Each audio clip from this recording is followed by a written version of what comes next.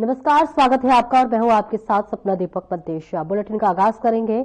उत्तर प्रदेश के प्रयागराज में महाकुंभ का आयोजन होने जा रहा है। कुंभ मेले की तैयारियां जोरों शोरों से चल रही हैं। कुंभ को लेकर वीडियो मैप के जरिए जानकारी साझा की गई है। कुंभ को लेकर वीडियो मैप के जरिए देखिए जानकारी साझा की गई और महाकुंभ प्रयागराज 2025 की जानकारी मैप के जरिए बताई गई है। संगम नगरी में लगने वाले कुंभ मेले को 5 जगहों में बांटा गया है, जिसमें आपको बताते चले कि झोसी और इसी के साथ साथ तैलियारगंज, संगम, परेड ग्राउंड और अरेल शामिल है।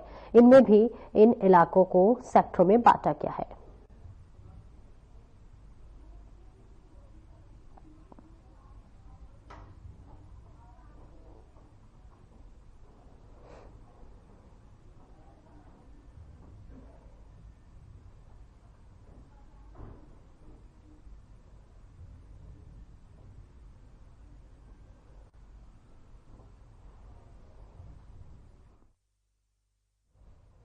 और इस बार प्रयागराज में होने वाले महाकुंभ 2025 में एक अनोखी व्यवस्था देखने को मिलेगी।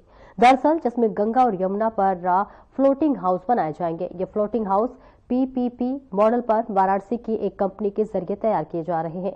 इस फ्लोटिंग हाउस का आकार विभिन्न तरीके के आकारों में होगा, जिनकी क्षमता 40 से अधिक और से लेकर 16 लोगों तक होगी। तो वहीं आपको बता दें कि फ्लोटिंग हाउस में स्नान के बाद कपड़े बदलने और चाय नाश्ते को सुविधा प्रदान की जाएगी और ये व्यवस्था विशेष रूप से उन श्रद्धालुओं के लिए बताई जा रही है जो कि संगम स्नान के दौरान भीड़ से बचने और अपनी प्राइवेसी बनाए रखने की इच्छा रखते हैं। और इस फ्लोटिंग हाउस का जो उपयोग है करने के लिए प्रति व्यक्ति 1200 रुपए की फीस निर्धारित की गई है।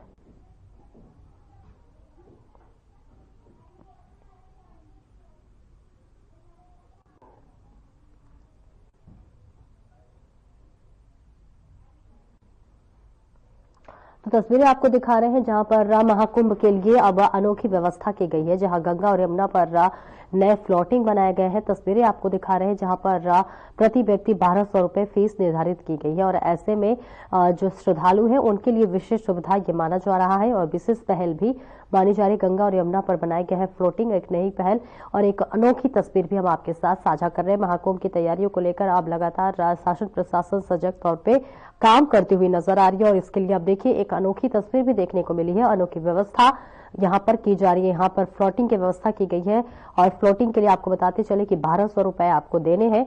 गंगा यमुना पर फ्लोटिंग की व्यवस्था की गई, जहां पर इसका भ्रमण कर सकते हैं और इसी के साथ साथ इसका लुत्फ भी जरूर आप उठा सकते हैं। तो आपको बता दें कि देश के तमाम कोने कोने से श्रद्धालु महाकुंभ के लिए प्रयागराज पहुंचेंगे, जहां पर एक भव्य और दृश्य जो है अद्भुत दृश्य देखने को मिलेगा, जहां अनोखी व्यवस्था की गई है।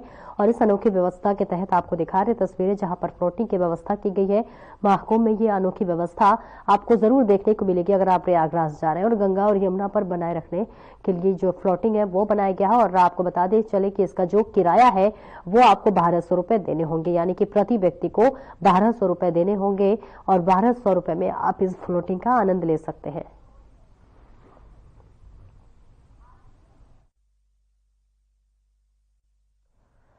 और उत्तर प्रदेश त्रिवेणी संगम पर महिलाओं की आरती की, जहां पर प्रयागराज 13 जनवरी से 26 फरवरी तक महाकुंभ मेला 2025 की मेजबानी करेगा।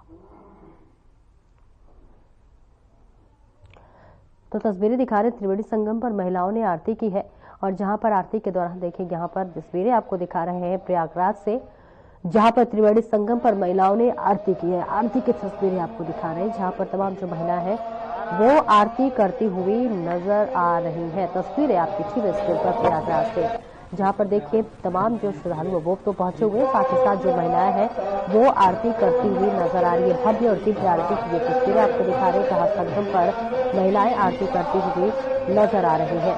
और आपको बता दें ये दिव्य और भव्य तस्वीरें आपको सीधे प्रयागराज से दिखा रहे हैं जहां त्रिवेणी संगम पर महिलाओं ने आरती की है और इसी के साथ साथ जो है भक्ति पूजा में लीन होती हुई तमाम जो महिलाएं हैं वो नजर आ रही हैं। प्रयागराज से तस्वीरें आपको दिखा रहे हैं जहां आरती का कार्यक्रम चल रहा है और तमाम जो महिलाएं हैं वो कुंभ मेले में शिरकत करती हुई भव्य गंगा आरती करती हुई नजर आ रही है।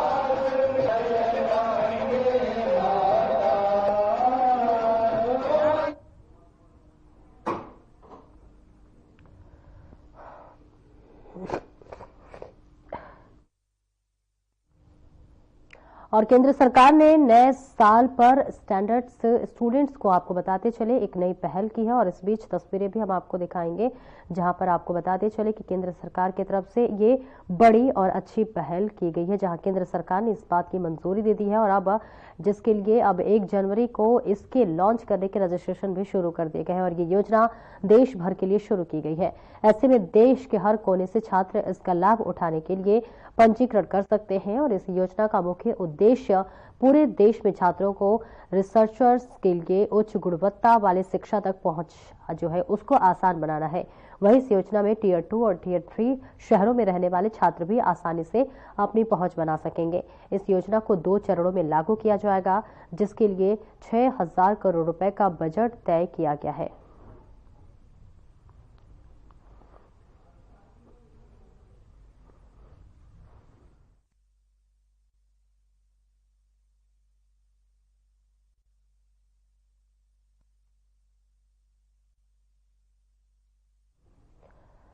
और दिल्ली में बीजेपी ने प्रेस कॉन्फ्रेंस आयोजित की, जिसको केंद्रीय कृषि एवं किसान कल्याण मंत्री शिवराज सिंह चौहान ने संबोधित किया। इस दौरान मंत्री शिवराज सिंह ने कहा कि सरकार ने नया साल किसानों को समर्पित किया है। इसके साथ ही उन्होंने किसानों के लिए कैबिनेट के 3 बड़े फैसलों के लिए पीएम मोदी को धन्यवाद दिया है। कैबिनेट में 3 बड़े फैसले किसानों के हित में लिए गए हैं। आप सब जानते हैं प्रधानमंत्री फसल बीमा योजना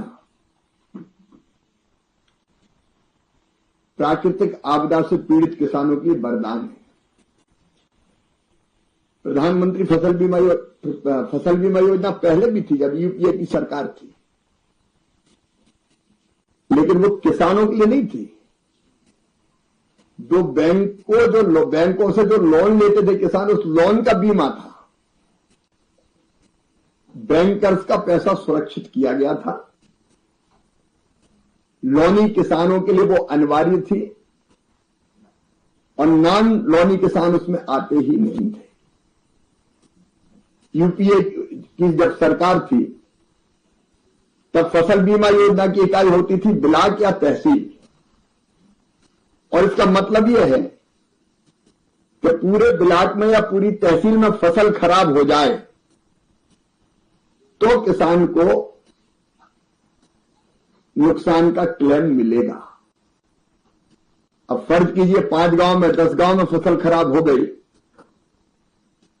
तो उन किसानों को प्रार्थना करनी पड़ती थी कि पूरी तहसील में खराब कर दो तब हमें फायदा मिलेगा, नहीं तो हमें फायदा ही नहीं मिलने वाला। तो उस योजना को बदल दिया गया 2016 में और अब फसल बीमा योजना की इकाई गांव या ग्राम पंचायत बनाई गई। मतलब गांव में भी फसल का नुकसान होगा तो भरपाई बीमा कंपनी करेगी। स्थानीय आपदा को उसमें शामिल किया गया, मतलब एक किसान का भी नुकसान होगा तो उसको नुकसान की भरपाई की जाएगी। ऐसे अनेकों परिवर्तन उस समय किए गए और बाद में हमने और तय किया कि बीमा कंपनी अगर क्लेम के भुगतान में देर करती है तो 12% की दर से उस पर ब्याज किसान को देना पड़ेगा जितनी वो देर करेगी। पहले कई बार राज्य अपना हिस्सा नहीं देते थे क्योंकि फसल बीमा योजना में एक हिस्सा राज्य सरकार का और एक हिस्सा केंद्र सरकार का 50-50% होता है। तो राज्य डिले करते थे तो पैसा बहुत डिले हो जाता था। अब केंद्र सरकार ने कहा कि नहीं, हम अपना पैसा तत्काल किसानों के खाते में डाल देंगे। ऐसे अनेकों परिवर्तन फसल बीमा योजना में किए गए और आज उस फसल बीमा योजना के लिए जितनी धनराशि की आवश्यकता है, आज केंद्रीय मंत्रिमंडल ने प्रधानमंत्री फसल बीमा योजना को और मौसम आधारित फसल बीमा योजना को 2025-26 तक जारी रखने की स्वीकृति दी है, जिसमें कुल बजट 69,515 करोड़ 71 लाख रुपया होगा और जोखिम का जो कवरेज है वो बोनी से लेकर, मतलब बीज अगर बो दिया और पानी ज्यादा गिर गया और फसल बीज खराब हो गया तो भी क्लेम मिलेगा किसान, तब से लेकर फसल कटाई तक। मतलब कटने के बाद भी अगर फसल खराब हो जाती है, कटने के बाद भी खेत में रखी है, बारिश हो गई, जैसे इस समय कई जगह बारिश हो गई और कहीं धान पड़ी है खेत में और वो भी भीग गई, तो बीमा कंपनी को क्लेम देना पड़ेगा। तो बुआई से लेकर कटाई तक ओला, इल्ली, सूखा, पाला, बाढ़, बरसात, ये सब का सब इससे कवर किया गया है। और मुझे बताते हुए खुशी है कि पिछले साल 8 करोड़ से ज्यादा आवेदन किसानों के आए और 4 करोड़ से ज्यादा किसानों को इस योजना का लाभ मिला। किसानों का प्रीमियम योजना के प्रारंभ से कुल जमा हुआ लगभग 34,000 करोड़ रुपया और इसके बदले 1,70,000 करोड़ रुपया किसानों को क्लेम के रूप में मिला। मैं प्रधानमंत्री जी को धन्यवाद देता हूं कि 25-26 में यह योजना जारी रहेगी। इसमें एक और शिकायत आती थी कि कई बार फसल का नुकसान का आकलन होता था क्रॉप कटिंग एक्सपेरिमेंट से। मतलब कहीं नुकसान अगर हुआ तो एक पंचायत में 4 जगह फसल काट के उसमें से कितना उत्पादन होता है ये देखते थे। अब ये मैनुअल होता था और मैनुअल होने के कारण कई बार अगर कोई गड़बड़ करना चाहे, कम नुकसान को ज्यादा दिखा दे, ज्यादा नुकसान को कम दिखा दे, ये शिकायतें आती थी। इसलिए तय किया गया कि अब फसल बीमा योजना के नुकसान के आकलन में टेक्नोलॉजी का उपयोग किया जाएगा। रिमोट सेंसिंग के माध्यम से जो नुकसान होगा उसका आकलन किया जाएगा और वह आकलन ऐसा होता है जहां मानवीय हस्तक्षेप नहीं होता, तो परफेक्ट होता है। और उस आकलन के आधार पर किसानों का क्लेम बनेगा और डीबीटी के माध्यम से किसानों के खाते में राशि डाल दी जाएगी, नंबर 1। लेकिन बागवानी फसलों के लिए मौसम आधारित फसल बीमा योजना, मौसम आधारित फसल बीमा योजना का मतलब यह है कि अगर कहीं सूखा पड़ गया, ज्यादा गर्मी पड़ी और उत्पादन कम हो गया, कहीं बरसात ज्यादा हुई, उत्पादन कम हो गया, कम बरसात के कारण उत्पादन कम हो गया, तो ये जितनी कम या ज्यादा होगी उसके आकलन के आधार पर बिना क्रॉप कटिंग के एक आकलन लग जाएगा कि अगर इतना तापमान बढ़ गया तो इतना नुकसान हुआ, तो उतना क्लेम बनेगा और किसान के खाते में डाल दिया जाएगा और ये पूरा टेक्नोलॉजी आधारित होगा। तो मानवीय हस्तक्षेप कम होने के कारण इस तरह की मानवीय या जानबूझकर जो गड़बड़ें होती थी वो गड़बड़ें नहीं होगी। तो इसमें टेक्नोलॉजी के उपयोग के लिए भी 824 करोड़ 77 लाख रुपए का प्रावधान किया गया है ताकि जो जरूरी व्यवस्थाएं हैं वो की जा सके। एक फैसला बड़ा हुआ है किसानों के हक में, डीएपी डाई अमोनियम फास्फेट किसानों को रियायती दरों पर उपलब्ध कराया जाता है।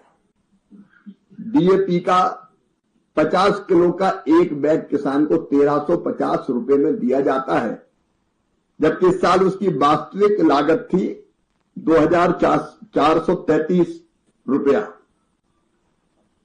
मतलब लगभग 1,083 रुपया की सब्सिडी सरकार अभी देती है। इस बार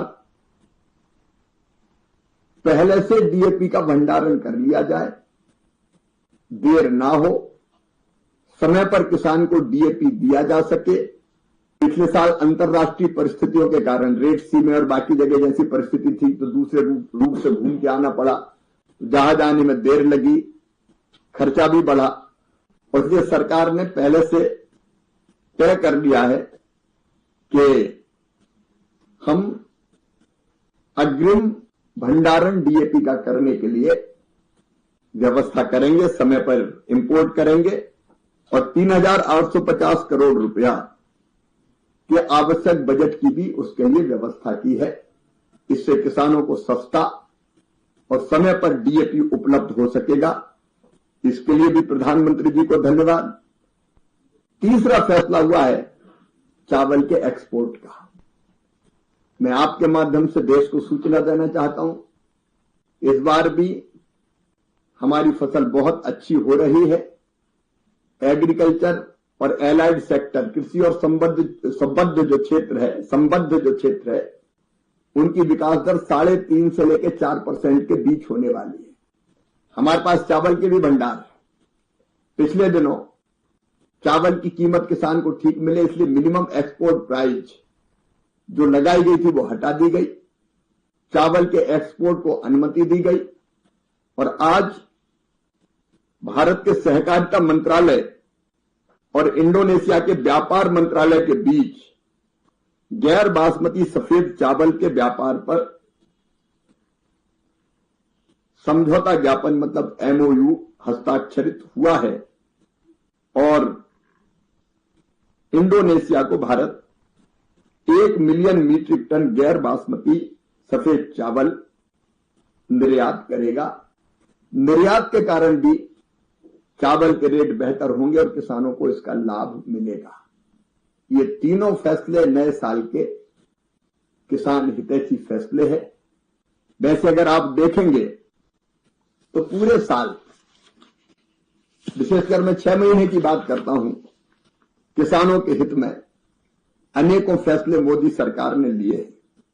आपको ध्यान होगा 18 जून को चुनाव के परिणाम के बाद अगर सबसे पहला कार्यक्रम कोई प्रधानमंत्री जी का हुआ था तो वाराणसी में, और वहां 9 करोड़ 26 लाख किसानों के खाते में 20,000 करोड़ की किसान सम्मान निधि की 17वीं किस्त भेजी गई थी। मोदी जी के नेतृत्व में ही 2,817 करोड़ रुपए के कुल निवेश वाले डिजिटल कृषि मिशन की मंजूरी दी गई है। फिर राष्ट्रीय खाद्य तेल मिशन जिसमें 10,103 करोड़ रुपया खर्च होगा, उसको भी स्वीकृति दी गई है। कच्चे तेल पर जो आयात शुल्क 0% था वो बढ़ा के प्रभावी रूप से 27.5% कर दिया गया है, ताकि हमारी तिलहनी फसलों के रेट ठीक रेट किसानों को मिल सके। और रिफाइंड तेल पर तो ये आयात शुल्क बढ़ा के 35.75% कर दिया गया, 35.75%। चावल के, बासमती चावल के निर्यात से 950 अमेरिकी डॉलर प्रति टन का न्यूनतम निर्यात मूल्य हटाया गया। गैर बासमती सफेद चावल पर भी 490 अमेरिकी डॉलर प्रति टन निर्यात मूल्य था, वो भी हटा दिया गया। और उबले चावल, भूसी वाले चावल, इन पर भी निर्यात शुल्क 10% था, वो घटा के 0 किया गया। प्याज पर भी 550 अमेरिकी डॉलर प्रति टन निर्यात मूल्य था, वो हटा दिया गया। तो एक नहीं, ऐसे अनेकों फैसले सरकार ने किए।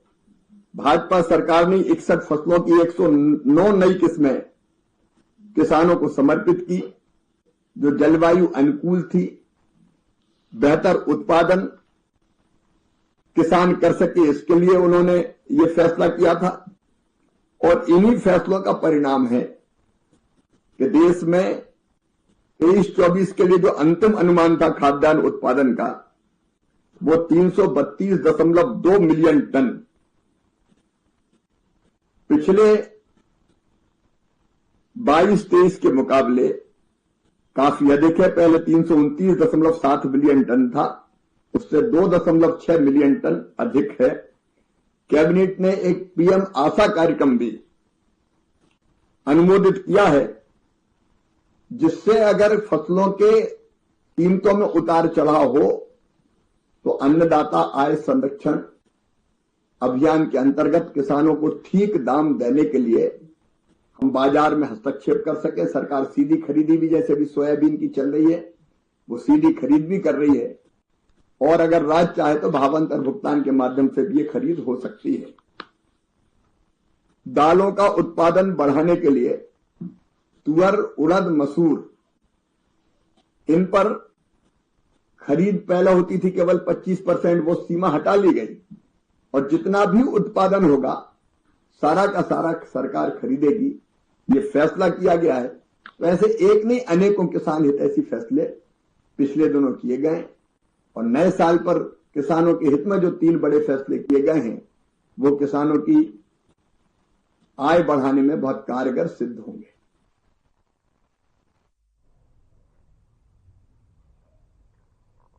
और भाई केंद्र सरकार की बुधवार को हुई कैबिनेट बैठक में प्रधानमंत्री फसल बीमा योजना और मौसम आधारित फसल बीमा योजना को 2025-26 तक जारी रखने की मंजूरी दी गई है। इसके साथ ही खाद्य पर भी दी जाने वाली सब्सिडी जारी रखने का भी निर्णय लिया गया है।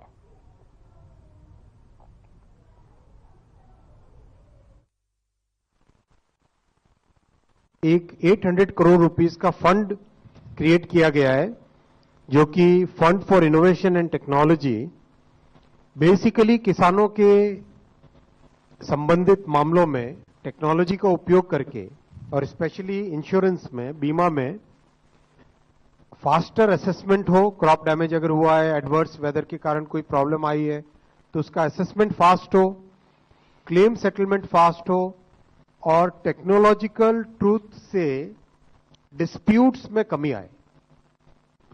टेक्नोलॉजिकल मेजरमेंट से डिस्प्यूट्स में कमी आए, इसको ध्यान में रखते हुए एक fund for innovation and technology create किया गया है। कवरेज बहुत ज्यादा बढ़ा है इन 10 सालों में और कवरेज को और अधिक बढ़ाने के लिए complete digitalisation, end to end complete digitalisation, enrolment से लेके assessment, claim settlement, payment, DBT के माध्यम से इसको पूरी चेन को रिवैम्प करने का आज माननीय प्रधानमंत्री जी ने निर्णय लिया है और एग्रीकल्चर मिनिस्ट्री और दूसरे संबंधित विभाग कोऑपरेशन से, फाइनेंस से सब मिलके फसल बीमा योजना को एक टोटली नए लेवल पे ले जाएंगे, ऐसा आज निर्णय लिया गया है। अगर इस फसल बीमा योजना का हम एक समरी देखें तो बहुत ही सिग्निफिकेंट चेंज आया है किसानों के जीवन में। ये नंबर ऑफ पॉलिसीज की टर्म्स में देश की सबसे बड़ी इंश्योरेंस स्कीम है। अगर हम इसको प्रीमियम के पैरामीटर पे देखें तो this is the 3rd largest बीमा योजना, 3rd लार्जेस्ट इंश्योरेंस स्कीम। पूरे देश में करीब 23 स्टेट्स और यूटीज इसमें शामिल है। चॉइस होती है स्टेट को, जैसे कुछ स्टेट है जो अच्छे वेलफेयर प्रोग्राम्स में भागीदारी नहीं लेना चाहते, तो चॉइस के हिसाब से 23 स्टेट्स एंड यूटीज इसमें है और 20 एम्पैनल्ड इंश्योरेंस प्रोवाइडर्स हैं। कॉम्प्रिहेंसिव प्रोटेक्शन है और अगर हम यूपीए से कंपेयर करें, 10 साल पहले के बीमा की योजनाओं से कंपेयर करें तो उसमें पूरे ब्लॉक को एक यूनिट लिया जाता था या पूरे तहसील को एक यूनिट लिया जाता था। यानी पूरी तहसील में अगर, या पूरे block which is a very large area, उसमें अगर क्रॉप को डैमेज हो तभी जाके किसी किसान को कुछ मिलता था। यानी प्रैक्टिकली बहुत ही वो स्कीम थी जो कि फार्मर्स के वेलफेयर से रिलेटेड नहीं थी और मोदी जी ने आके इस स्कीम में बड़ा चेंज। फिलहाल इस बुलेटिन में इतना ही। नमस्कार।